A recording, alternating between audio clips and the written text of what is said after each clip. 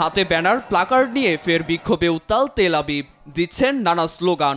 সব জিম্মিদের মুক্ত করতে ব্যর্থ নেতানিয়াহু প্রশাসনের বিরুদ্ধে শনিবার তেল আবিবে নামে হাজারো বিক্ষোভকারীর ঢল। দ্বিতীয় ধাপের যুদ্ধবিরতি কার্যকর না হওয়ায় মার্কিন প্রেসিডেন্ট ট্রাম্পের বিরুদ্ধেও ক্ষোভ তাদের।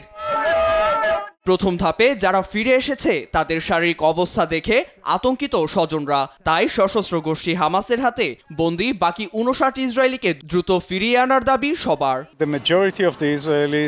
সামরিক আগ্রাসনের পরিবর্তে আমরা জিম্মিদের মুক্তি চাই। অপরাধকারী প্রধানমন্ত্রী নেতানিয়াহুর আর তার প্রশাসনের জন্য আমরা প্রিয়জনদের হারাতে চাই না।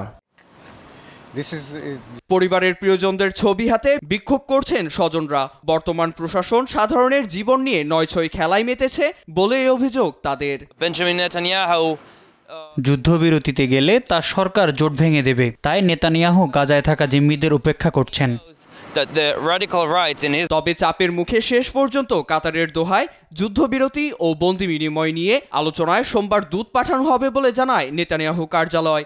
এছাড়া প্রথম পর্যায়ে বন্দি বিনিময়ের সময় বাড়ানো নিয়ে ইতিবাচক ইঙ্গিত দিয়েছে হামাস। কাতার ভিত্তিক সংবাদ মাধ্যম আল জাজিরা জানায়, এর মধ্য দিয়ে পরবর্তী ধাপ নিয়েও সমঝোতায় আসতে পারে দুই পক্ষ।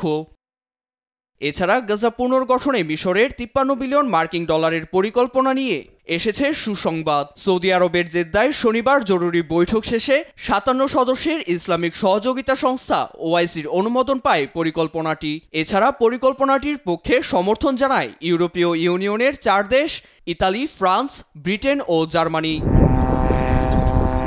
নীরব দাস, নিউজ ডেস্ক, দেশ টিভি।